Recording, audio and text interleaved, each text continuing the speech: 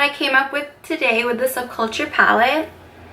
A full face tutorial for you guys, and a tutorial including the Subculture palette with different shades and colors. I kind of wanted to work with a few of them. It's not as blendable as the Modern Renaissance. Kind of like what the reviews are saying. I did get a lot of fallout, but I didn't hit pan on any of them the first time using it. The matte shades are beautiful, really unique shades, and if only they just kind of came out with the same texture as the Modern Renaissance, I think everyone would be buying it. But I hope you guys enjoyed the look today. Okay, so we're just gonna start off with priming the face. I already moisturized and put sunscreen, so I'm just applying the MAC Prep and Prime Oil Control and the Natural Radiance Primer. Okay, so here I went ahead and mixed the Pro Matte and the Pro Glow foundation. With the Pro Matte I get too dry, and then the Pro Glow I get way too oily, so I figured I'll just mix the two.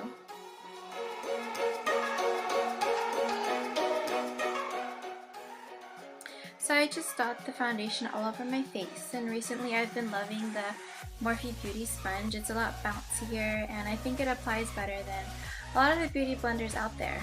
So I've been enjoying that.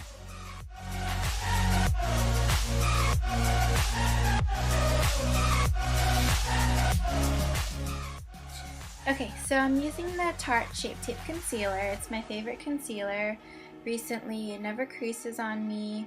It's so well throughout the whole entire day. And right now I'm just highlighting the face.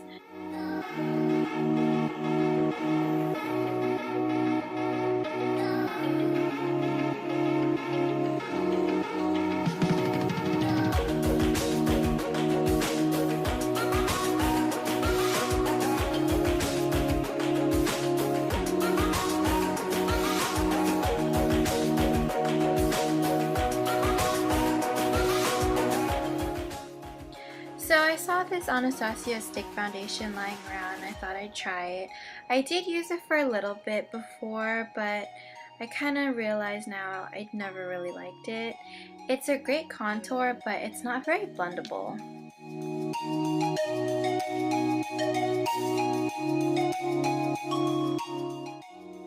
I kind of just work with it. I got a brush to just blend it out and buff it out all over the face, just so there's no harsh lines.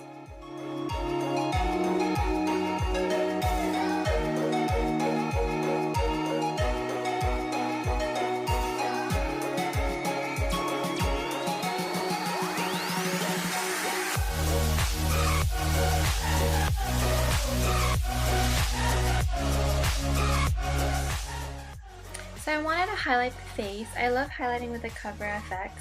I know you're not supposed to use liquids with powders, but for some reason whenever I use this, even on top of powder, or if I put powder on top of it afterwards, for some reason it still leaves my face looking highlighted.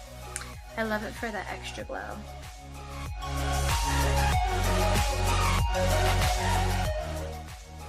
So this is my favorite setting powder. I use it to set the under eyes, around the nose, and on top of the forehead sometimes, just because I get oily in the T-zone, and it always sets my face throughout the day and nothing really gets oily.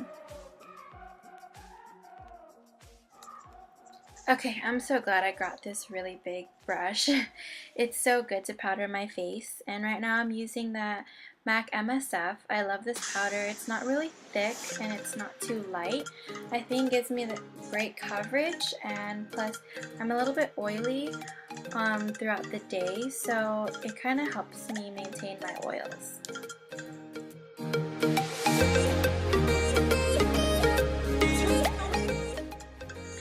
So I never use the NARS bronzing powder just because it's shimmery until they came out with their matte one. I really love it. It's not really thick. I kind of have to build it a little bit more than I would with my MAC bronzers just because it's not as powdery. I kind of have to dig in, but I really love it because it's really soft and it gives kind of like a seamless finish. So I went ahead and bronzed my face a little bit more. I really love the Makeup Forever Pro Fusion Bronzer. It kind of gives that perfect bronze and shimmery look, but it's not like chunky glitter on my face, which I love because I do get oily.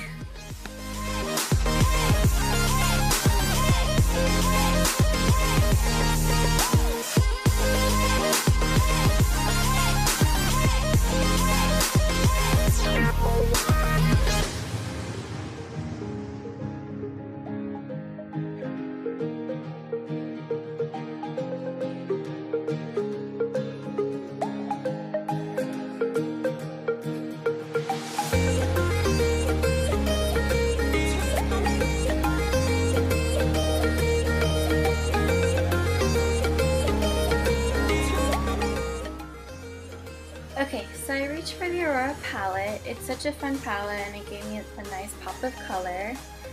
I thought it would just be a great topper on top of the Beach Nectar. And then I went ahead and I added Peach Twist blush. It's my favorite MAC blush this summer. I think it gives that good peachy, pink, shimmery glow that I need.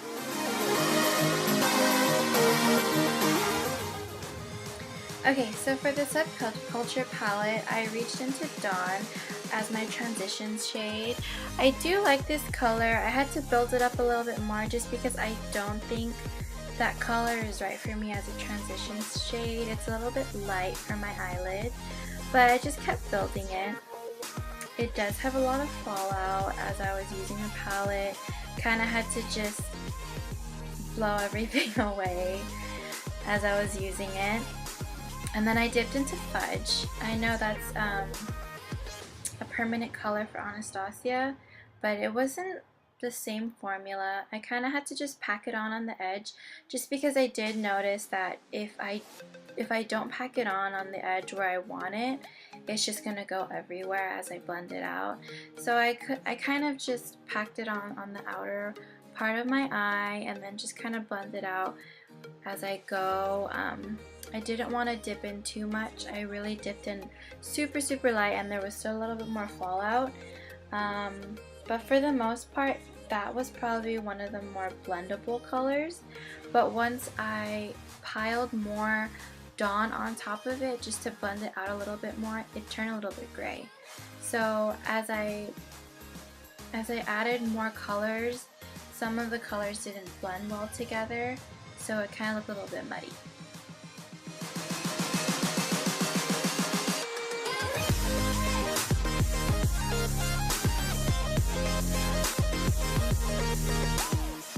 So the one thing I didn't like about the Subculture palette is there's really no brow bone highlight.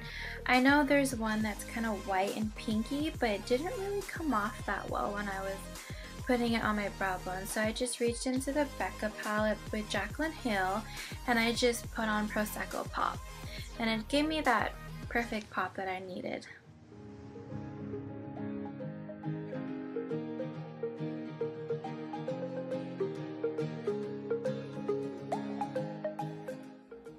So I went off camera and did my wing liner and some lashes. I accidentally did not restock on my liner and it was really dry and I had such a hard time, but bear with me please. So I added New Wave to the bottom and I kind of just wanted to keep it a little bit warm and mustardy, but I did see All Star, which is a little bit above it, and I really loved how it turned out and I kind of blended it out.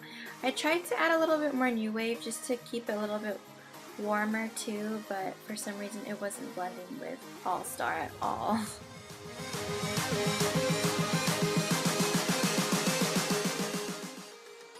So I went with a nude lip. I chose Strip Down Liner and then I added Yash. I kind of wish I did kind of a deeper brown color just because in the end my eyes did look a little bit lighter than I expected it to be and a little bit muddy. Thank you so much for watching my very first tutorial. I hope you like and subscribe and I'll be making a lot more.